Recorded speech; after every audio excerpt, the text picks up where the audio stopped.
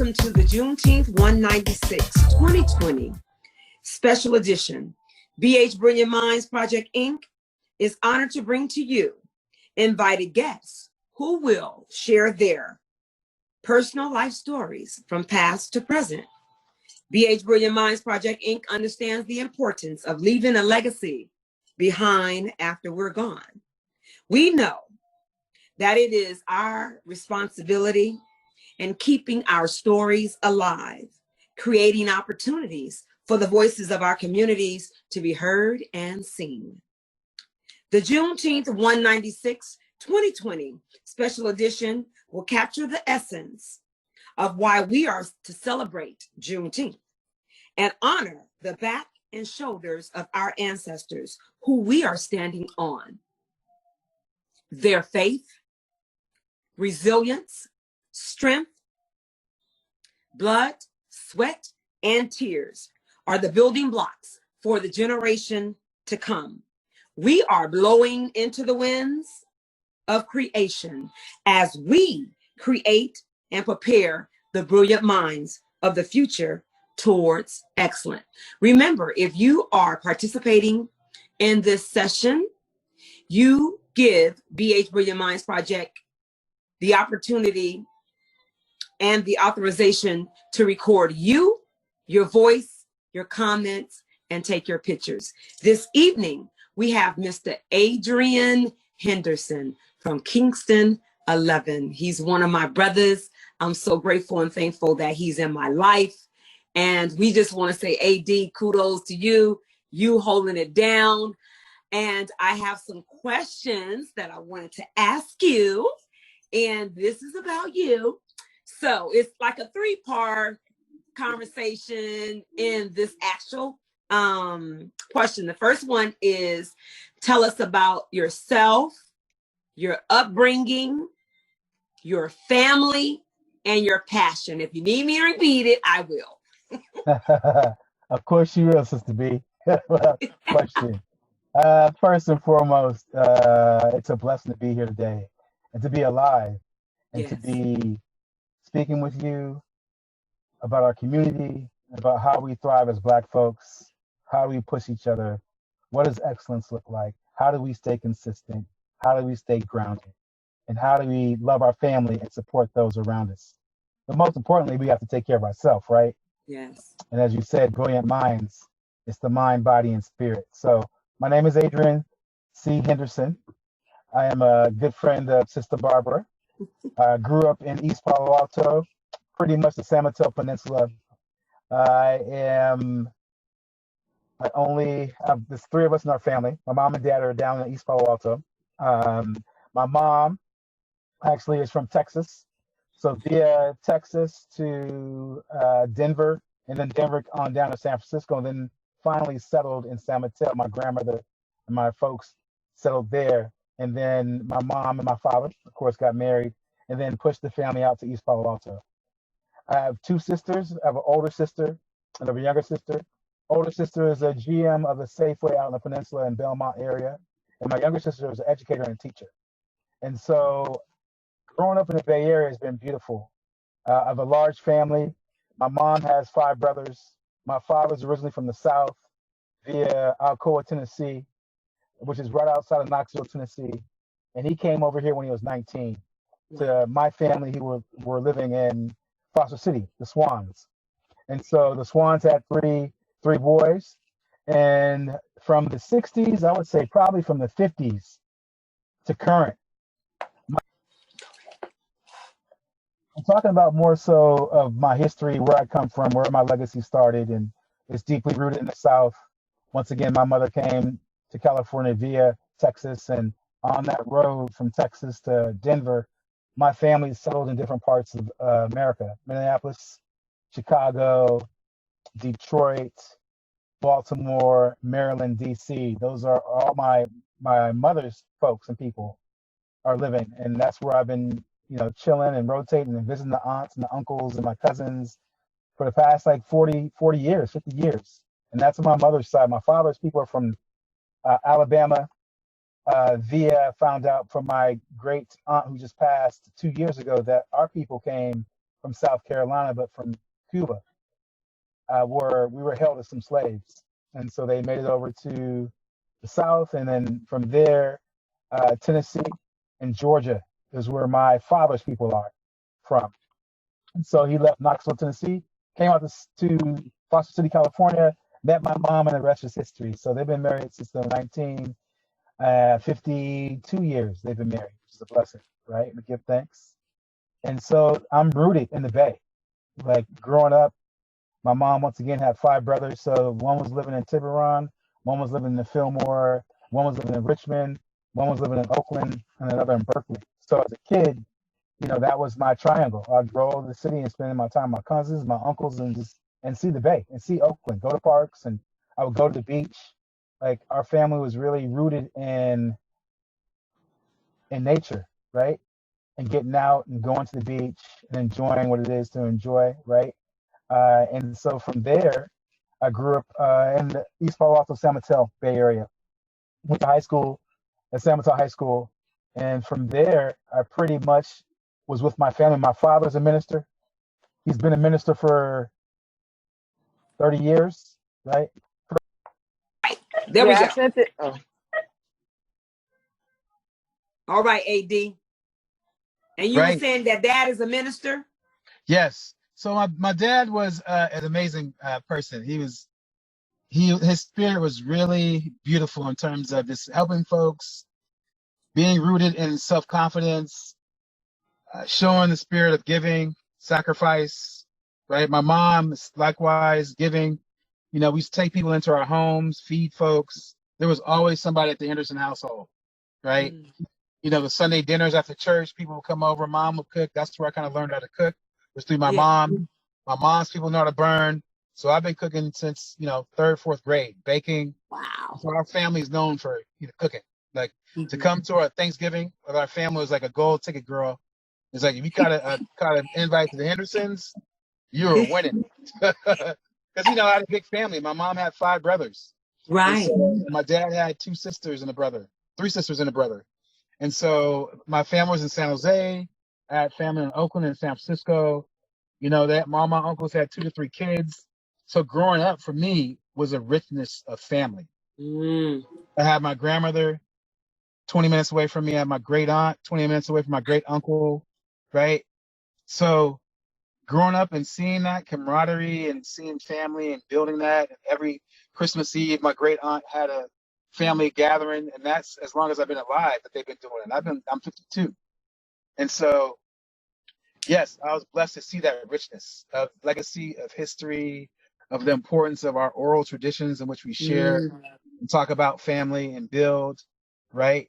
And see like your cousins who are All-Americans, your cousins in the Hall of Fame, your cousins getting scholarships to colleges and awards. And that's the expectation, right? That was my expectation because I saw it around me. My parents made sure that I understood what hard work was, sacrifice, things that you want to do but you can't do. Right. All your friends are doing things that they are doing, and your parents like, nope, that's what we don't do, right? Yeah, those are the things. And so I gotta turn my car back on so the lights. And so that was the foundation of who I am and how I grew up, and going to church on Sundays, going to different churches in San Francisco. So my family's religion is AME Zion. And so Zion's one of the oldest Black churches, right? And so as a kid, 4th, 5th, 6th grade, I was going to First Church, San Francisco, on Golden Gate and Turk. I would go to usher board practice there. I would be in West Oakland at Greater Cooper, which is right across the street from West Oakland Middle School. So I, as a kid, 5th, 6th, 8th, 10th, all through growing up, I would be in Black neighborhoods in the 70s, in the 80s, in the 90s, through either sports, which I played in high school, which is a big part of my life that helped me develop leadership. And so going around the Bay, I know the Bay. Like in terms of, Richmond, my cousin stayed in Richmond, Berkeley, San Francisco, Los Gatos, San Jose, East San Jose, Campbell, Mountain View, Milpitas, Orinda, Moraga. Wow. My uncle got accepted to St. Mary's on a basketball scholarship. So my middle school, I was going from East Palo Alto to St. Mary's to a college atmosphere to watch my uncle play basketball, right? To see like, oh, cool. I know what it is to be on campus, to be an athlete, to be a student athlete, to go to college and see what college life is like, to see the cheering section, right? What spirit means in terms of school and what education can provide for the environment. Seeing all that rubbed off, right? And so for me, it was a blessing to be able to be in that environment and to sometimes take my friends, because some of my friends in the neighborhood, they didn't get the same exposure that I received. Yeah. Right. So being able to leave my neighborhoods, there's some young kids who don't even go to the beach and they're from the Bay or in San Francisco, or don't even leave Oakland, or don't even leave Berkeley or Richmond or East Palo Alto or these spots. And they say, and this is a beautiful spot, the Bay Area. It is beyond, right? So I'm thankful to be born and raised here in the Bay. My passion is food. I went to undergrad at Berkeley. I actually took a journey. So the journey was that in high school, I was a 3-sport starting athlete. I kind of took school for granted. And so I missed up an opportunity to get a scholarship to a college. And so I had to go to community college. And so it was humbling, right? Because I was supposed to be going here and that, but I didn't take care of my business. So I ended up going to play some basketball over at Skyline. And the coach was recruiting me, right? But he was also recruiting cats from Chicago and New York. So when I got up there, like, it didn't work out. I didn't play for the first year, which was humbling because I knew we'd play wherever I went. But it was a great learning experience. And from there, I was like, yo, I'm done with sports. I decided to transfer to Kenyatta Community College, which is further next to where I was living, which is beautiful, small campus, and ended up going to school there and kind of changing my direction in terms of being focused with school and just applying myself. But I couldn't kind of shake the basketball. This coach that was there, he was like, he found out that I played basketball. And so he reluctantly talked me into playing basketball. I kind of wanted to play, so I can't say we both were guilty of it, right? So ended up playing basketball and doing really well, which was great. That last 2 years of my community college, and got offered a couple of letters to play in college. And I was like, you know what? I'm done. Like, I'm really done. And so I left during the season because I got an opportunity to go to school abroad in Florence, Italy. Wow. So my last semester at Kenyatta, I did in Florence, Italy.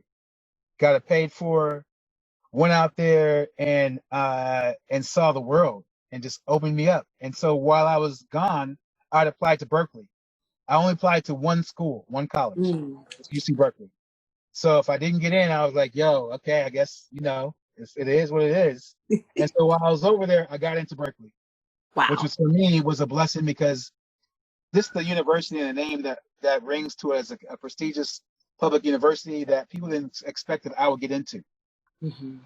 Like, even if you told me, like, when I was in high school, if you said, hey, Adrian, you're going to go to UC Berkeley, I was like, yeah, what globe are you, what are you thinking? What you talking about? Because I didn't really value the importance of education. Like, I did enough to get by, right? And my parents would push me. Like, my mom was sitting on my classes. She would talk to my teachers.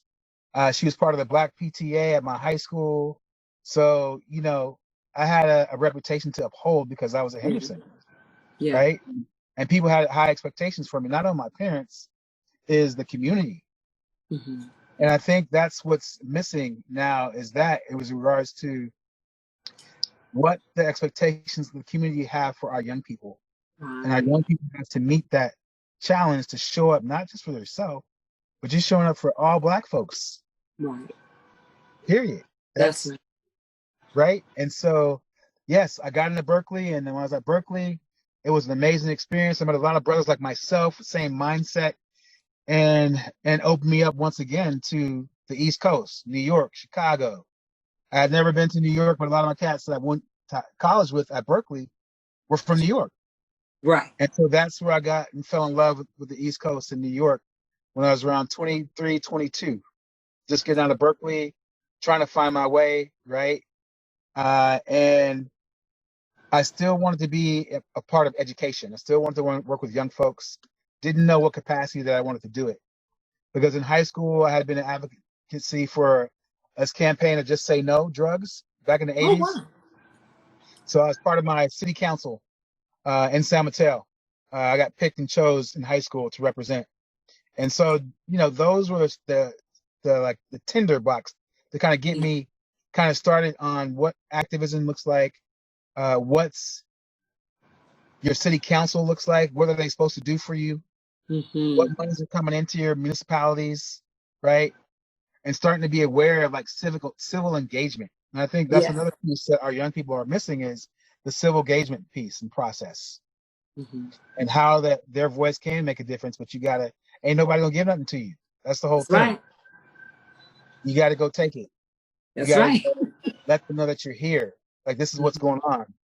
And you have to be consistent with it, right? And so my parents instilled that in me, and through just, the hard knocks of, taking the lumps and taking the bruises in regards to listening to what my elders had to say and to be humble, right? And that's the whole process as well, as, taking things and self-analyzing yourself and looking at yourself and all the things that you don't do right and what you think, right? The ego. Yes. And so, yes, pushing through that, and with the help of my family community, being able to graduate from Berkeley. And then after I got out of Berkeley, I was thinking like, okay, what next? What next? And I was like, you know what? I'm out of school. Let me just get into graduate school. And I had never thought about graduate school, but being around a group of brothers that I was with, they were all doing their thing. Homies were going to take the MCAT to be doctors. Other brothers were going to be lawyers. Other brothers were getting their PhD and their master's in education. Like, these are like 30 to 40 brothers that I went to college with at Berkeley, that these were things that they were doing and talking about. And so I had to think about, why not me? Right? That's right. And I'm glad you said that about the brothers, because one of my questions was going to be to you, how important is brotherhood and what does that mean to you? Brotherhood is everything, because brotherhood represents that you're not alone in this journey, this progress, right? You're not the only brother that got pulled over or racially profiled or a gun pulled out on them, or you're rolling through the hood and some brothers may not like you because of A, B, C, D, and E. All brothers have dealt with that, but we don't share it and we don't talk about it. And so we have to do a better job of sharing our stories and sharing our pain. Yes. Because there's a lot of pain out there. Yeah. A lot of pain. So with that, the word freedom, when you hear the word freedom, what comes to your mind for you? What does freedom mean? What does freedom mean? To be able to do and move however I want to move. So tomorrow I want to go to South Africa and jump on a plane and opposite, I can make it happen. I'm out. Hey. Right? If I want the opportunity to try to open my own restaurant and business, I can do that and make it happen. There may be some hurdles, there may be some challenges, but I can do it if I really put my mind to it and support and stay consistent, right? The freedom to be able to go to church and not be persecuted, to be able to say that I don't agree with the government or agree with this, and I won't be persecuted or killed. That's right. You may, right? But not, I think, more so like blatantly. It could happen here without question, but like blatantly happen, right? That if you see people dying because they're forcing or voicing opposition to what the standard is, right? See people getting murdered and killing, that you're like, okay, that's real. Yeah, it may be concealed, right? But for the most part, in America, you can say those things and still have the autonomy to move, right? Yeah. Freedom is being able to love whoever I want to love and be who I want to be. In my skin, what I say, right? Being able to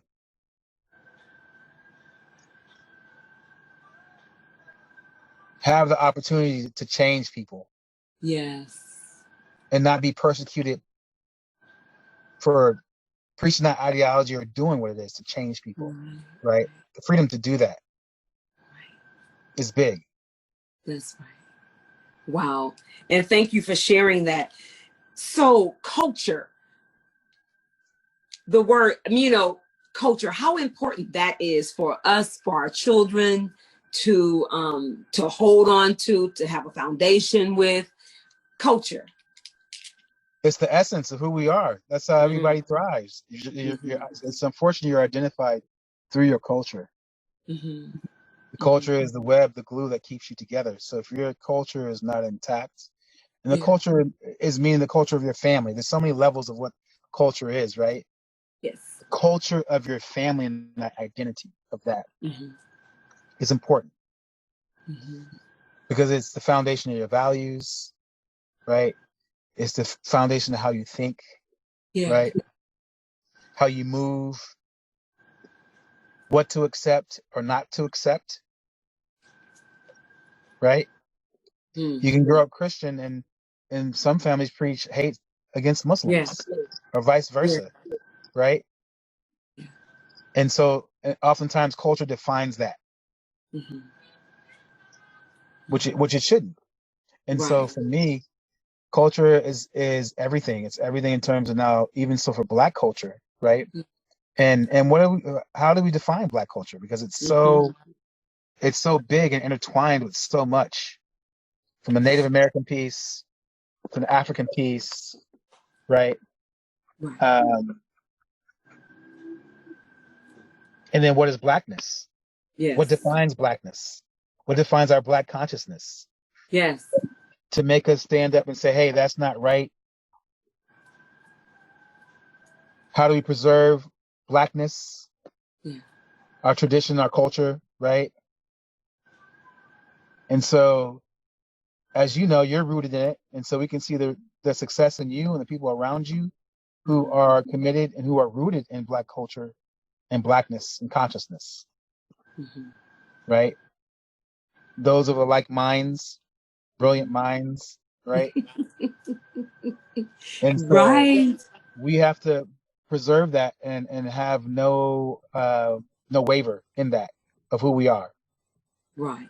So if to speak to a young man that's trying to find his way through this society, what would you say to them? What would be the first thing, how should they start as they're growing up, coming up through, trying to figure out what they want to do, who they are, and all that stuff? What do you think? I mean, what would you say to the young men and young women too?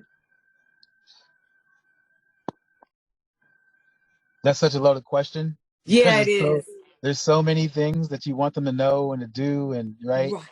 But access is also that access, right? Yeah. There's a lot of folks who don't have access, right? Because it could start with your family situation. If your everyday battles that you're struggling with, right? But if you have any consciousness of yourself, is I would say to love yourself. Yeah. To really find a time to figure out what you want, what you like, what's right to you. Right. Be patient and trust the process. Trust the process. Trust the process. And be consistent. And I would say the number one for everyone is to honor your word. If you say you're going to do something, say that. Yes. Be careful to speak what you say you're going to do. So it holds power to honor your word. And if you can't honor your word, say it. Right. Right? Yeah. I made a mistake. I thought I could do that, but I can't do that. Right? Ownership. Right. Second piece, take ownership. Yeah. Take ownership of yourself and your decisions and responsibility. Third, accountability. You have to be accountable to your actions and what you do and what you say. Empathy. It's important to have empathy. Courage. You must have courage. Wow. Well, I thank you for sharing that. And my next question will be to you. Did you choose your career or did it choose you? the work you doing, like with your restaurant, and how did it shoot, Yeah, so it just, I've always been cooking. That's something I've always done through my family on Sundays. And it just kind of took a hold of itself. And as I was transitioning from the why, and I was working over at Attitudinal Healing, me and my business partner were having these dinners on Sundays where he'd have his folks come over, I would have my folks come over, and we would cook and have those Sunday dinners like we used to have with our families. Yes. That's what I grew up with, is having Sunday dinners when everybody would come over and everybody would hang out and chill, and my family would eat and break bread. If it was an uncle or cousins, that was what I grew up with my whole life.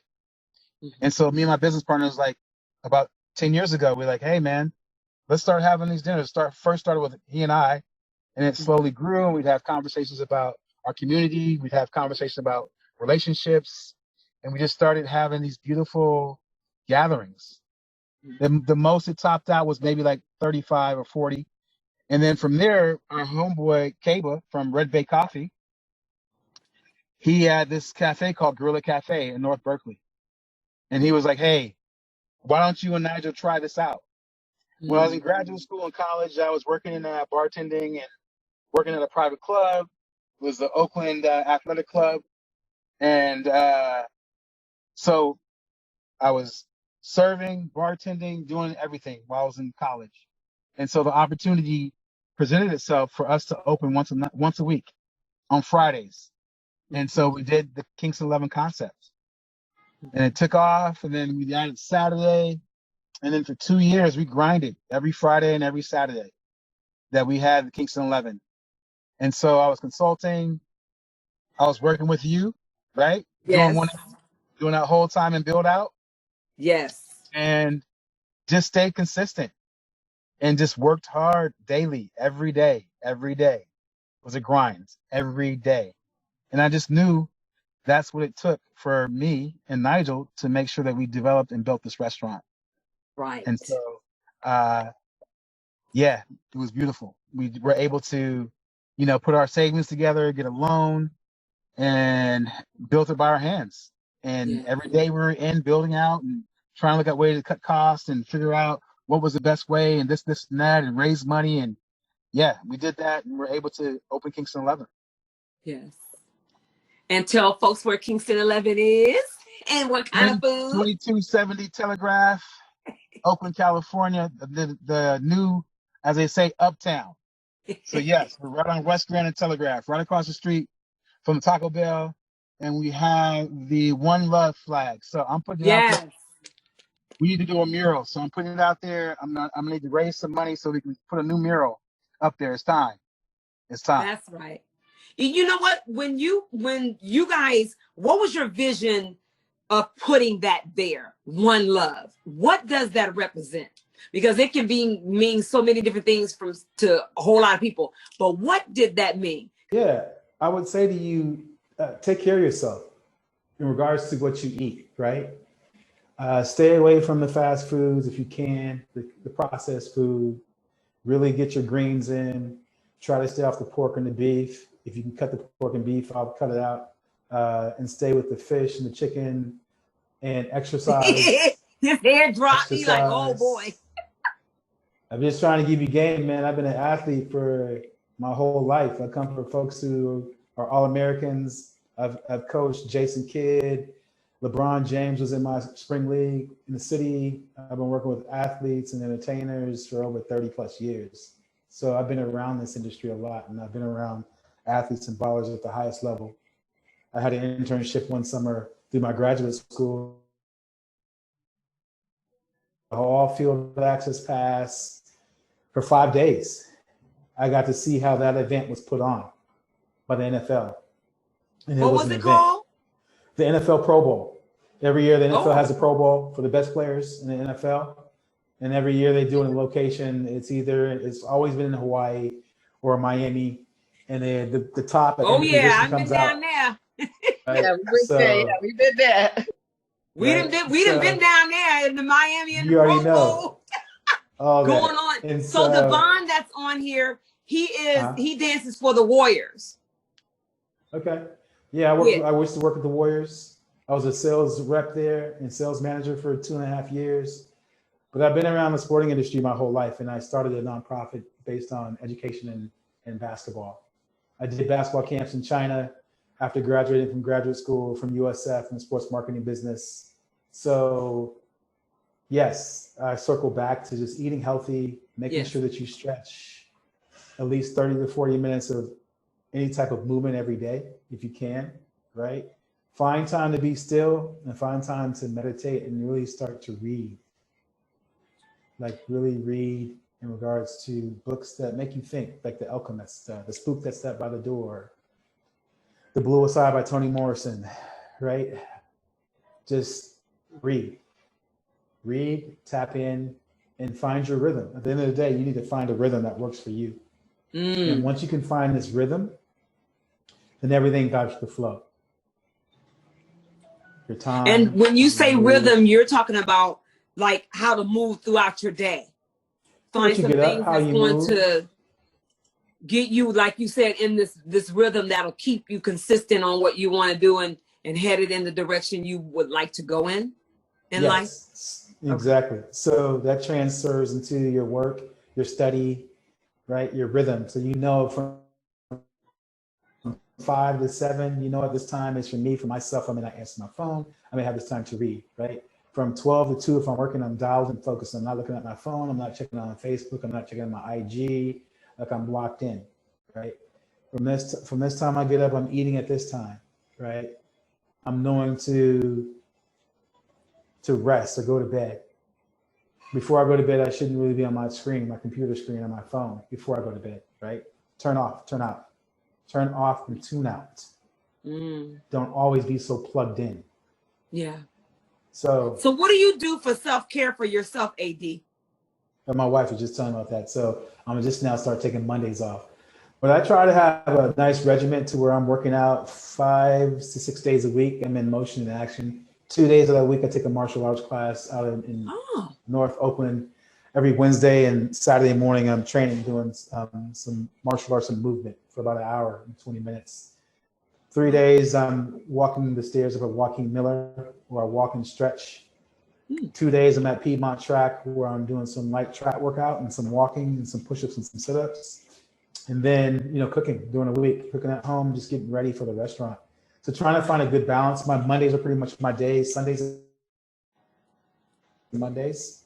And then I fast 1 day a week. That kind of keeps me grounded. And every day I read a scripture in the Bible, every day. And every day I take at least 5 to 6 minutes to be quiet and to pray and be still. But it takes a rhythm to get there, right? And so rhythm meaning find like when's the best time to be quiet? When's the best time to take that 5 minutes where you turn off or tune out or step out in your car for a second or go for a walk? Find somewhere to be still, or is it in the morning time? Or is it before you go to bed, right? Is it before I eat? And so that's the part of rhythm, where rhythm comes into play, right?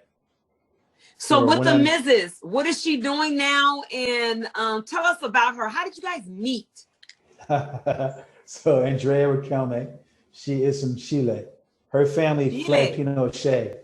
So Pinochet was this dictator that America put in place over in Chile and tried to change up the whole system, and was killing scientists back in the 60s, and anybody who thought against the government, he was killing and had mass murders. And so her parents were scientists. Wow. And so they left Chile and came out to the States and got their PhD out in Wisconsin. That's where she was born, in Wisconsin. And they studied there. And from there, they moved to the Bay Area, where he worked for Chiron.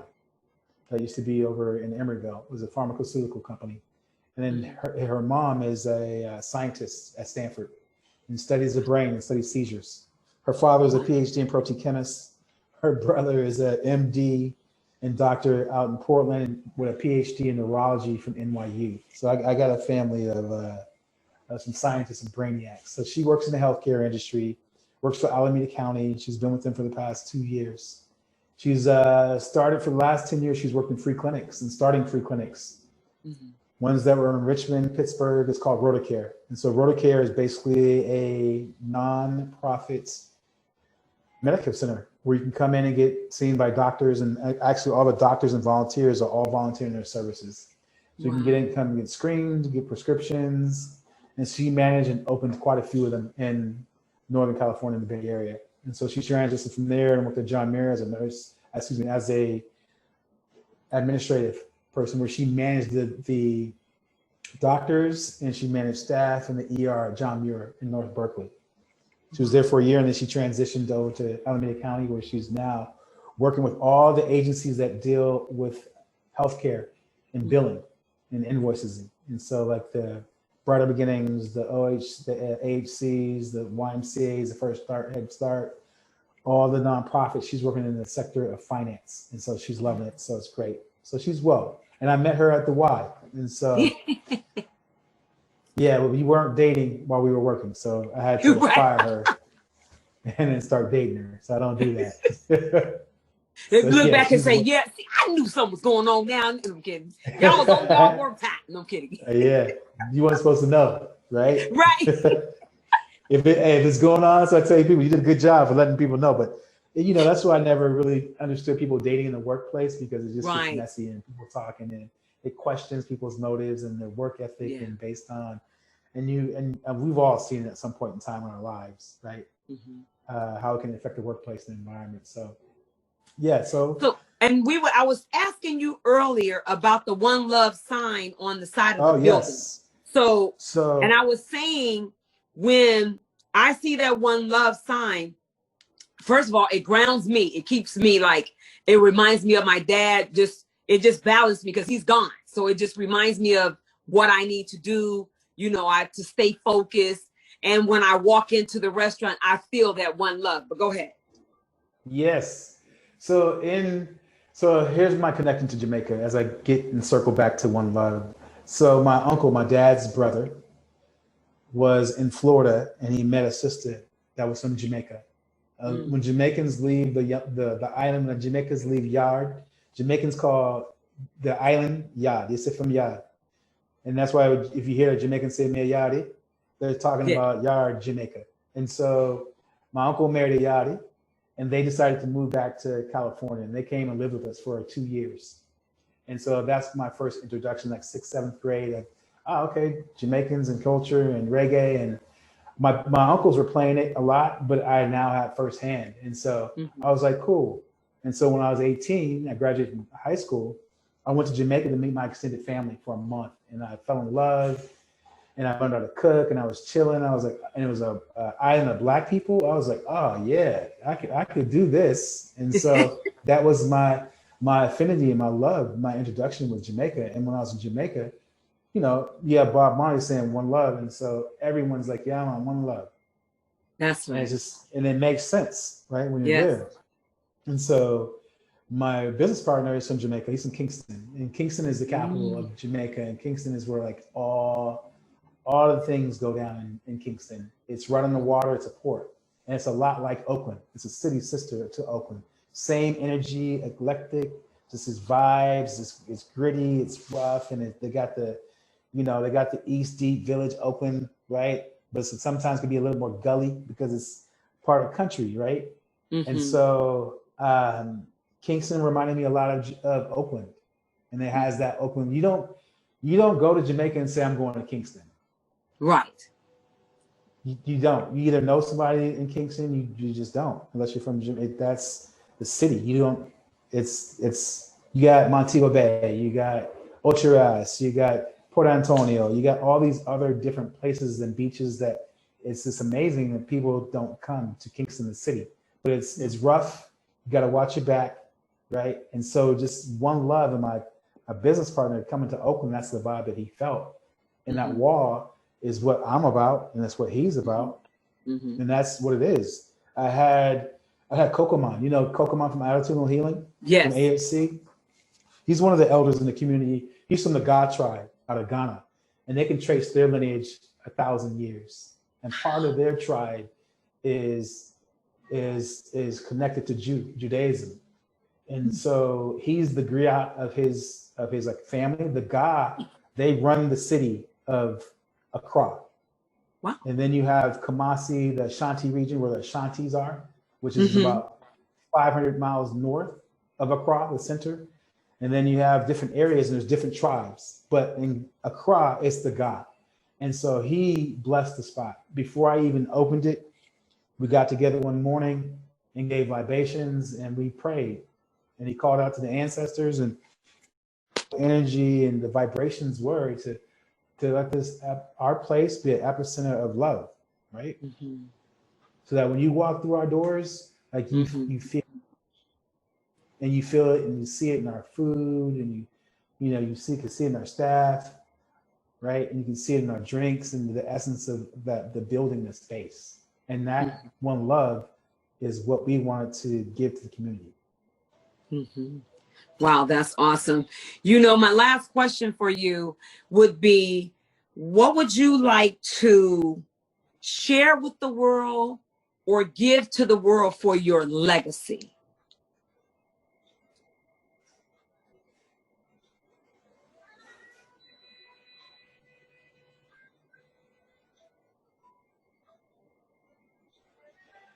Legacy is how you show up. If you show up every day and you have integrity of how you move, practice humility, give to others when in need and when you can, you'll leave your legacy. Wow.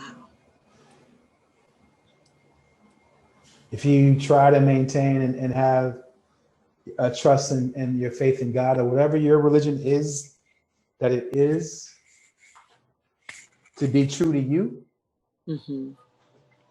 if you can live that, then you're living your legacy of what and how you live, because people will remember how you showed up, what you did, and will try to follow your steps and your actions. It's all what you're doing, right? Pastor Larry and the people that you're interviewing, right? And their legacy and what they're leaving, your sisters, your daughters, your nephews, your son, right? The legacy that your parents left and how they set their roots and how they started with their business. Do you remember where that store was over there? Kingston 11 could shut down and blow up tomorrow and something could happen. But people, I left my mark. Yes. So like, remember that day? Whatever happens, it happens. The joy I found is that I was able to serve people. Yes. And have a place where people can come. Our people can come and feel safe and have a good food, and they can build and feel and can be Black and be who they are. Right? So I was blessed to be able to start that. So I can say that my family could look at me and say, okay, you know what? There's an example of if you want to do A, B, C, D, and E. Oh, you had a cousin. Or you hear about a family, oh yeah, your aunt did. Oh, what? That's right. Yeah, that's right. So, yeah. Staying alive. Yeah. Oh my God. Staying alive is it. And Brother AD, I just want to say thank you for being my brother. And to me, that's again about the relationships, building relationships with people is so important. Like you said, your word is your bond, is what my father and your father, everybody would say. You know, it's like, and now that I'm older and even being younger, I understood what that means. My word is my bond. That's all I have.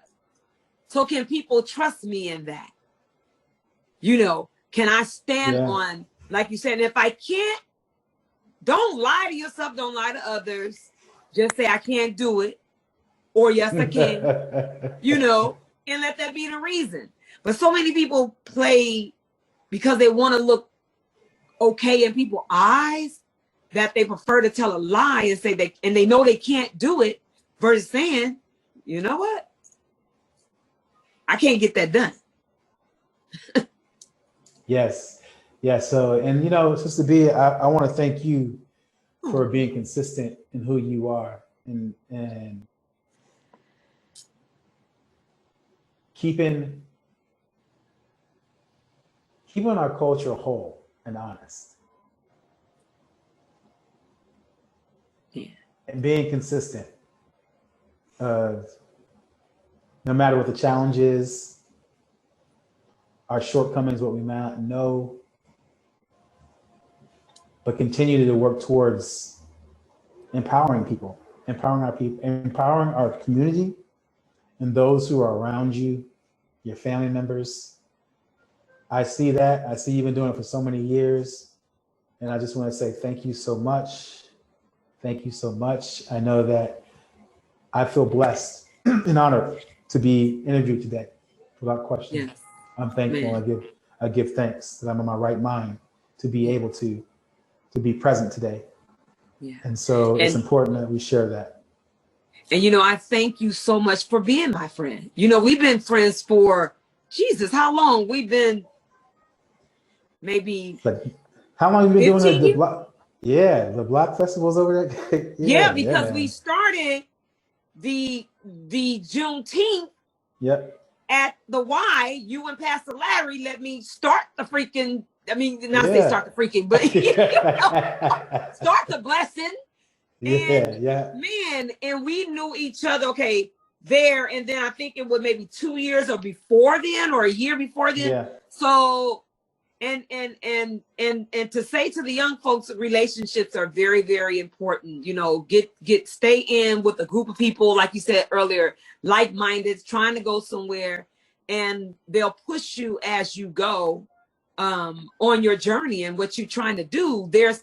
And what I can say about AD, this man is a connector. He knows a whole lot of people. So whatever you trying to do or what you want to do, I'm telling you, get to AD. AD got the people that he can connect you with, and that there again, what you do for our community and how you serve our community is in that one love. You know, that's Bob Marley. Like you said, Bob Marley, one love. And being able to do that, and people know you. And you talking about a dresser? Oh, AD. I'm like, this brother from the East Coast, or what? He come in there like debonair fly. Like, woo. Thank you, Sister V. Thank you. You're welcome. You're welcome. You're welcome. So I just want to say, on the behalf of the B-HBrilliant Minds Project, Inc., we will continue inviting people to celebrate the Juneteenth 196 2020 special edition. How we came up with the Juneteenth 196 this year is that the ancestors in the Lord allowed us to come up with a vision of celebrating from, if you were to count June the 19th to December the 31st, it's 196 days. So it gave us the opportunity to do this Juneteenth celebration. The thing we have for this year, this is the 13th year. The thing we have for this year was, we are the breath of our ancestors. We would never break, because we are history shakers and makers. And this is definitely in honor of that, acknowledging that Black culture, Black minds, Black breath, and Black lives do matter. And we are saying it loud because we are Black and proud. We definitely want to thank our sponsor. Without this sponsor, we wouldn't have been able to do the virtual Juneteenth celebration, and that is the Win Rose Fund of the Common Council Foundation. We say thank you and kudos to you. Thank you, man, thank you. For allowing us. And you know what it came to mind is that, yes, we can still do a celebration. Interview, because you know we normally give the awards. So it's like, interview our folks, the ones on the local level that's doing stuff in their communities and around the world, because it's about leaving your legacy. This is about your legacy, and it's going to be uploaded to our website that you can send folks to take a look at the interviews that's there. And it is www.B-HBrilliantMinds.org, www.B-HBrilliantMinds.org. And again, for a friendly reminder, if you have participated in this session celebrating Juneteenth, you give the B.H. Brilliant Minds Project Inc. the authorization to record you, your voice, your comments, and also take your picture. And we want to say thank you again, Mr. A.D. Henderson, for sharing your story, because we are going to make sure that it continues to go on. That's my responsibility. That's our duty. And I believe that's my purpose of why I was born. And I'm hoping that I will continue to get this opportunity to walk in my purpose. And we thank you. Sister B, you're walking in your purpose already, girl. You walking in your purpose. You already walking your purpose. Oh, so let's keep doing it. All right, man. Yes. Love you. Oh, we gonna do that. You absolutely right. We've been doing it this many years together. Yeah, we gonna continue. We gonna continue this. Yes. One love. For sure. One love. Bless. One love. Good evening. Good evening.